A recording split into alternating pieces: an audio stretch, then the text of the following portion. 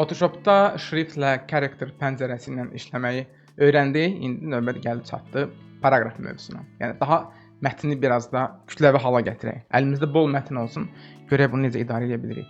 Artıq bilirik ki, biz bir Helvetica şrifti haqqında bir karusel məntiqli poster seriyası hazırlamalıyıq. Bu bizim oldu üz qabığımız.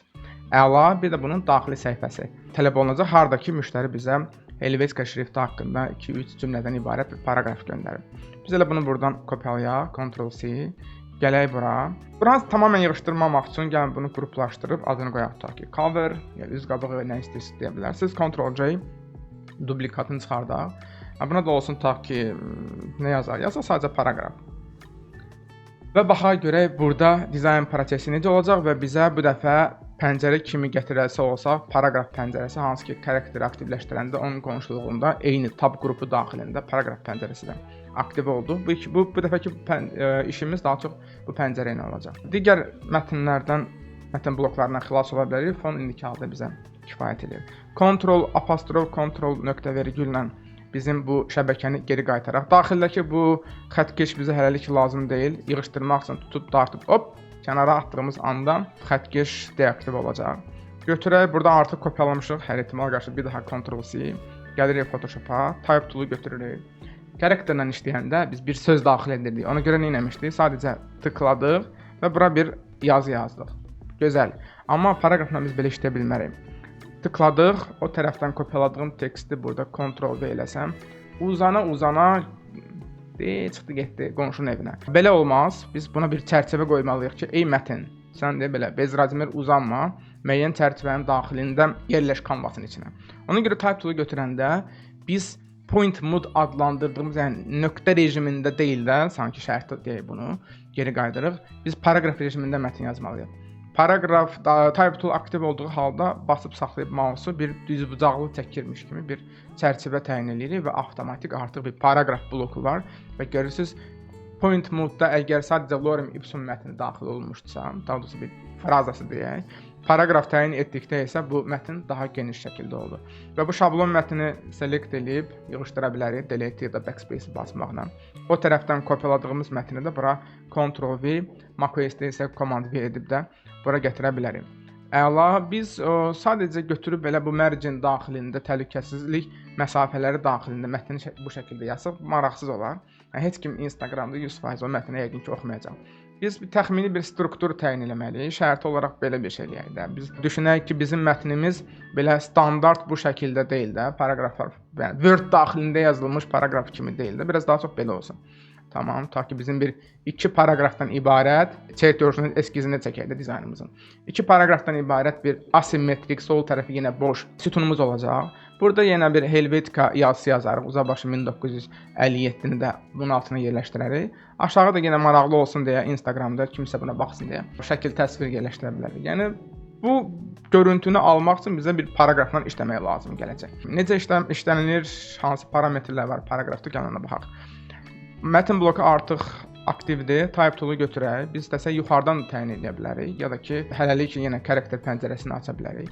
Kütləvi mətni qalın və sıx yazmaq tövsiyə olunmur. Biz keçən dəfə danışdıq. Qalın mətnlər və sıx mətnlər daha çox başlıqlar üçündür bizdə. Ona görə Helvetica Neue Bold'un əvəzinə elə reguları geri qaytara bilərəm. Biz keçən dəfə bu mövzuya toxunmamışdıq. Yəni bu dəfəki dərsi saxlamışdıq.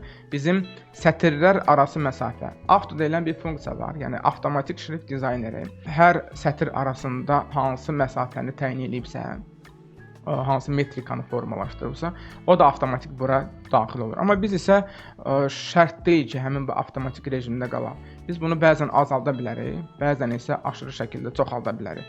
Burada bir qayda olmalıdır. Auto pis deyil əslində, xüsusən də Helvetica kimi qrotesk fontlarda elə bu sıx tərtibat bir o qədər də pis görünmür, amma bəzən biz dizaynı daha oxunaqlı hala gətirmək üçün sətirlər arası məsafəni kütləvi mətndə artırmalı oluruq. Ona görə də yəni kütləvi mətndə şrift ölçüsünün şrift kiçik olduğu da təbii ki bu keçərlidir.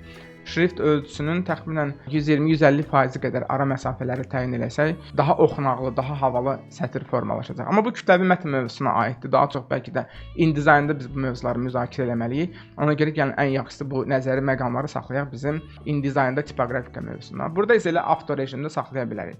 Bir daha qeyd edim, əgər buranı daha havalı hala salmaq istəyirsə, tutaq ki, 90 point verib də daha biraz aralı eləyə bilərsiniz sətrləri. Amma indiki halda buna çox da ehtiyac görünmür. Şrift ölçüsünü də 60-dan 48-ə gətirək. Avtonun yaxşı bir tərəfi də var ki, şrift ölçüsü dəyişdikcə avtomatik ona uyğun da proporsional sətrlər arası məsafə təyin olunur, formalaşır. Bu karakterlə bağlı hələlik ki bilməli olduğumuz bu. Gələk paraqraf rejiminə. Paraqrafda ilk bizi qarşılayan məqam mətnin hansı istiqaməti nizamlanması. Hal-hazırda left align dediyimiz sol tərəfdən mətn nizamlanıb, sağ tərəfdən isə dalğalanır. Bu bir Swiss flag, İsveçrə bayrağı adında məşhur bir termin kimidir. Yəni düşünün, sanki bir bayraqdır, bir dirəyə bağlanır sol tərəfdən, mətn isə sağ tərəfə dalğalanır. Bu bir əslində ilk baxışdan səliqəsiz görünsə də tipoqrafikada bəyənilən bir mətn tərtibatı formasıdır. Bəzən dizayna bir ciddilik, bir rəsmilik qatmaq üçün dizayn simmetriya tələb eləyirsə, o zaman biz mərkəzə də align edə bilərik. İstisna hallarda bəlkə sağa align də edə bilərik, amma sağdan nizamlanma daha çox mətni sağdan sola oxuyan auditoriya üçün tövsiyə oluna bilən bir tərtibat formasıdır. Justify mətnin hər iki tərəfdən bir düz xətt üzrə nizamlanması, bu bizim əsla sevmədiyimiz bir tərtibat formasıdır. Bir kitab dizaynı üçün təbii ki buna bir sözümüz yoxdur, amma bir müasir reklam materialında, xüsusən də rəqəmsalda, kiçik ölçülərdə bu şəkildə paraqraf tərtibatı verib də mətnin daxilində bu şəkildə böyük boşluqlar yaratmaq heç qəbul olunan deyil. Ona görə sadəcə bunların üzərindən keçib hələ də sonuncusu ümumiyyətlə niyə buradadır, onu da başa düşə bilmirəm. Yenidən biz qayıdırıq sol tərəfə nizamlanmaya. Əgər bir mətnin paraqraf blokunun içində müəyyən bir paraqraf sol tərəfdən içəri doğru sürüşdürülməlidirsə, bizim birinci bölməmiz olan Intend Left Margin parametri işə yaraya bilər. 40 point versək, yəni ümumi bu kənardan sərhədlərdən 40 point sanki məsafədə mətn içəri doğru sürüşəcək. Bunu yığışdıraq, eyni şey sağ üçün keçərlidir, praktikada yəni çox da istifadə eləmədiyimiz bir mövzudur. Paraqrafların birinci sətirlərini biz sağa doğru sürüşdürmək istəyiriksə, sanki klassik abzas məntiqi ilə, kitab tərtibatı məntiqi ilə, o zaman First Line Intent parametrini dəyişə bilərik. Tutaq ki, 40 point versək, kitablarda olduğu kimi birinci sətrin birinci, belə deyək ki, birinci sətirlər, hər paraqrafın birinci sətirləri sağa doğru sürüşmüş olacaq. Bu yenə də deyirəm, bu bir klassik tərtibat formasıdır. Reklam materiallarında da əslində istifadə oluna bilər, amma indiki halda bizə o lazım deyil.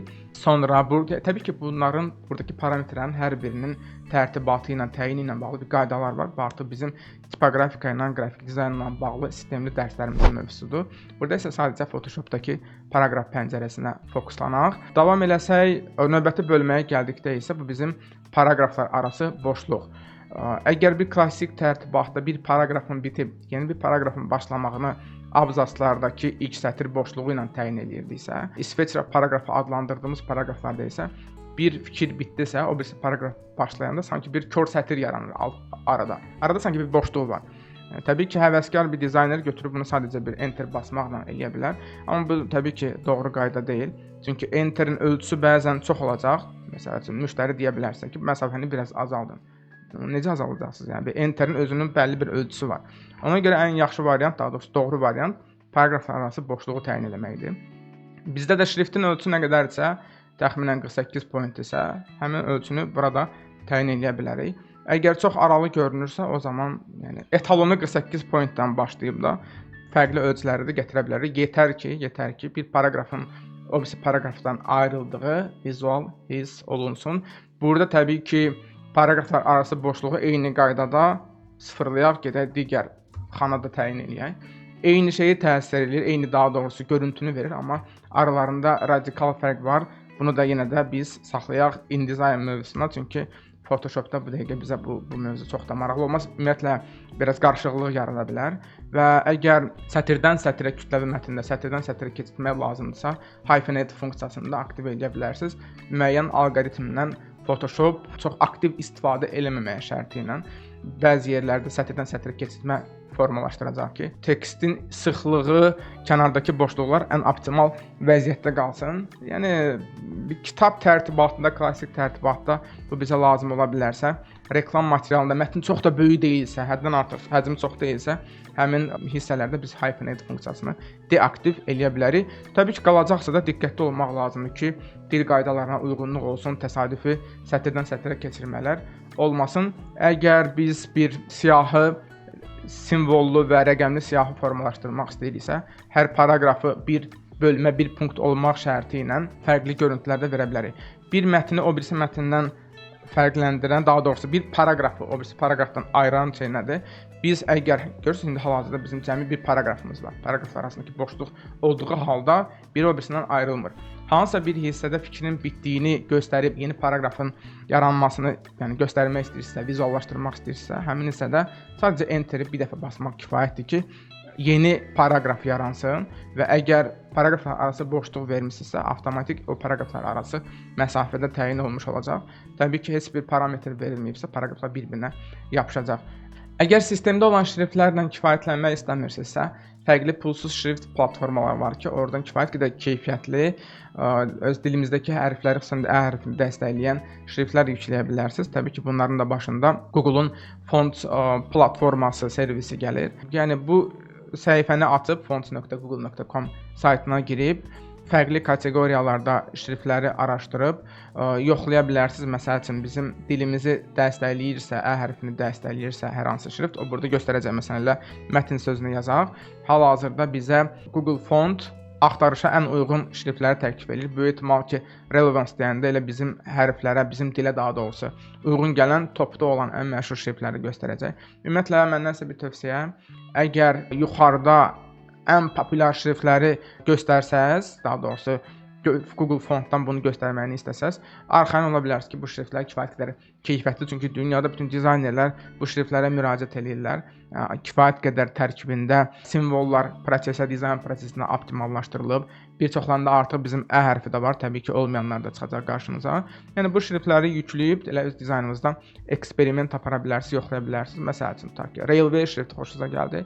Tıkladınız, Get font elədiniz və şrift avtomatik sanki bir alış-veriş saytında səbətə düşmüş kimi düşürsünüz səbətinizə. Yəni heç bir ödəniş eləməyə ehtiyac yoxdur. Download edib şrifti sistemə yükləyin və ondan sonra gəlib şriftlər siyahısında həmin şrifti görün. Oradan tapın və dizaynınıza tətbiq edin. Bizim ümumi dizaynla, paraqraf üslubu ilə işimiz bu. Amma təbii ki, dərs uzandığına görə bunu məcbur növbəti hissəyə ayırıram. Biz sadəcə paraqraf üslubu ilə, daha doğrusu paraqraf pəncərəsi ilə tanış olduq, amma posteri yekunlaşdırmaq qaldı. Bunu da gəlin Photoshopda paraqraf mövzusunun ikinci hissəsinə ayıraq. Siz bu eksperimentləri aparana qədər biz də o birisi dəstəsindən görüşək. Növbəti dərsdə görüşərik.